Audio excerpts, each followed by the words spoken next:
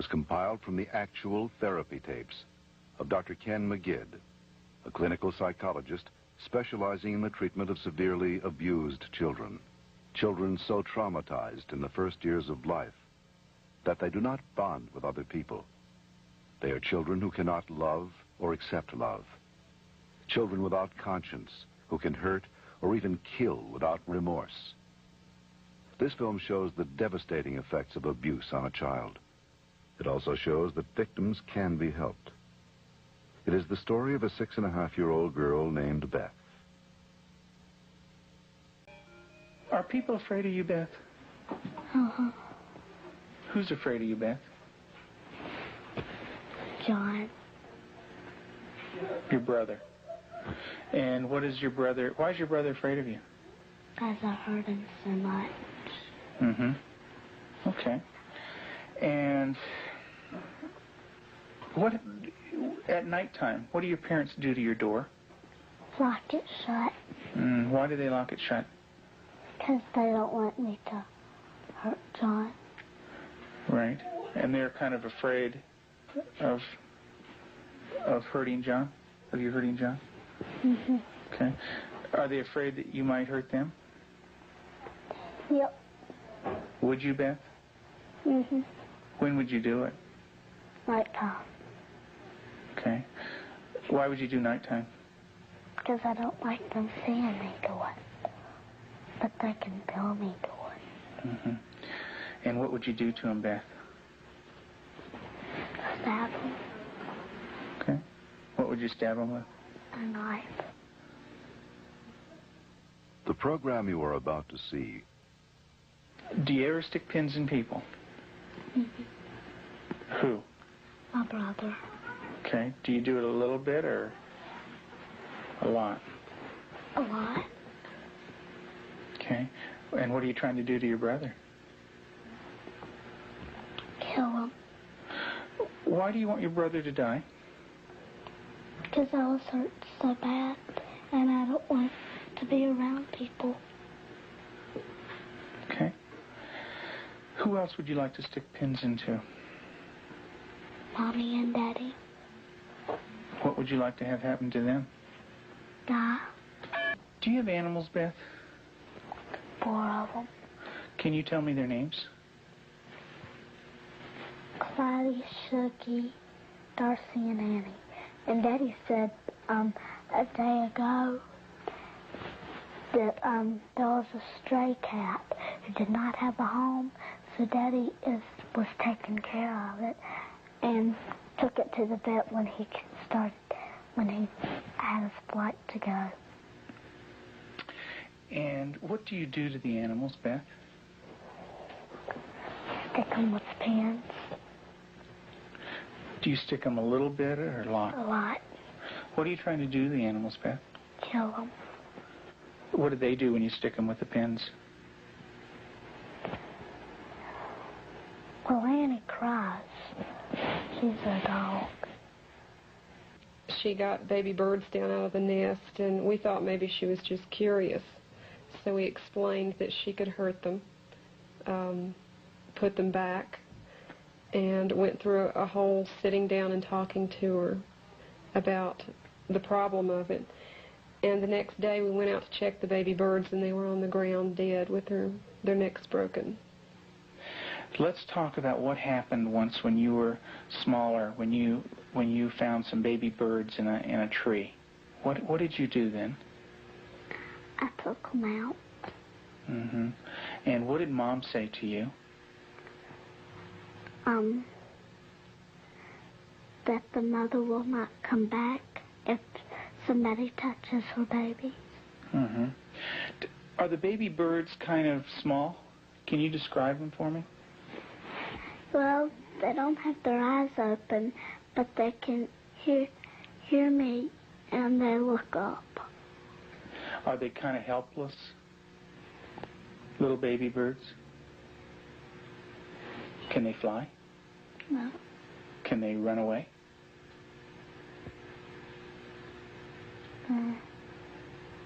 Yes. They can? Are they easy to catch or hard to catch? hard. Yeah. Well, it's hard to remember. With the baby birds, what did you do? Took them out of the tree. And what did you do with them? Played around too rough. Also, when at the end, I picked it up and I thought it was Dad, and I came to say, Mommy, is this bird dead? And she said, she called Daddy and said, Tim, and Daddy came and, I think I remember that they said yes. Mm-hmm.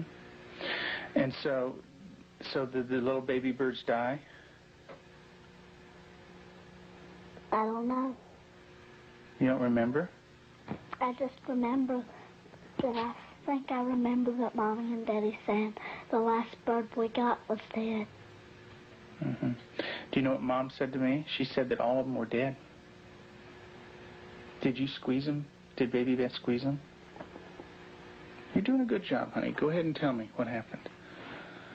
I squeezed them. And what happened? They died. But this kind of aggression at our animals, and even at our brother Jonathan, was beginning to grow to such an excess that our life was miserable at home. John would cry in the mornings and say his stomach hurt. For the longest time, we thought maybe this child has some problem with his intestinal area, or maybe he has allergies, and so we tried to get all that checked out. Come to find out, Beth was coming out of her room and hitting him in the stomach. And so, as a last resort, just to protect him, we had to tie our door shut. So I guess for the last 3 or 4 months now, we've had to tie her in at night, sort of barricade her.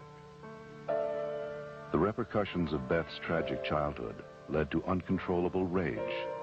Despite the love and nurturing of her adoptive parents, she took this rage out on herself, on her brother, and on them. Her acts of violence became more and more cruel and frightening. Well, I noticed several, like paring knives in the kitchen, missing. And my first thought was Beth. And I felt a little guilty about it at first. I thought, nah. But I really didn't even mention it to her. They'd been gone several weeks. She was sitting at the table drawing and mentioned to me, what do those knives look like that are gone, Mom? And I said, what knives, Beth? And she said, weren't they kind of silver and about this big? And I knew then, and then this little smile that's not a sweet smile, but a malicious type of smile. And I knew then, I thought, she's got them. Tell me about the knives. Where did you get them? From the drawer. And where else?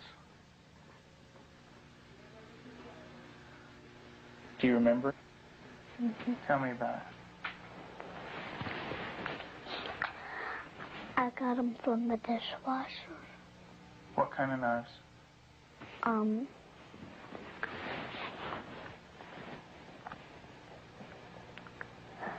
Big sharp ones. And what do you want to do with those knives? Kill John and Mommy with them, and Daddy. And when Mommy asks you about where the knives are, what do you say? I don't know where they are. What did you think she might do with the knives? My first thought was Jonathan. And the reason we thought that was that by this time, she had tried to kill John on several occasions and openly admitted that. In the basement, she was hitting his head against a cement floor. I heard his screams and ran down and had to literally pull her hands off, and she looked wild-eyed. Did you get real mad at him? Did you hit his head real hard? Tell me about it. How many times did you do it? A lot? Mm-hmm. What was the floor like? seen it. And what happened to your brother? Tell me about it. His head hurt real bad, but his chin, he had to have stitches in it. Could you stop? Use your words, Beth. No. Okay. What was your brother doing when you were doing this?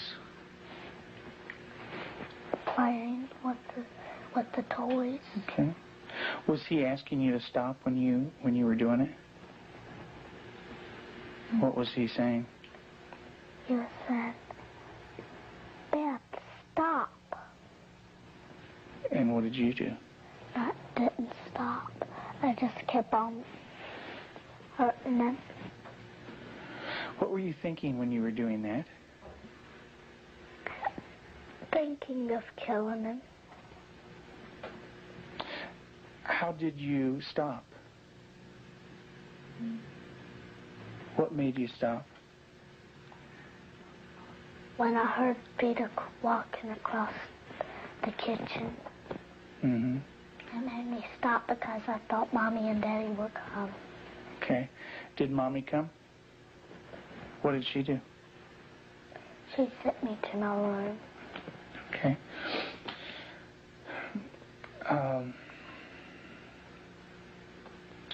And what if Mom didn't stop you? What would you have done? Kept on doing it. And what about...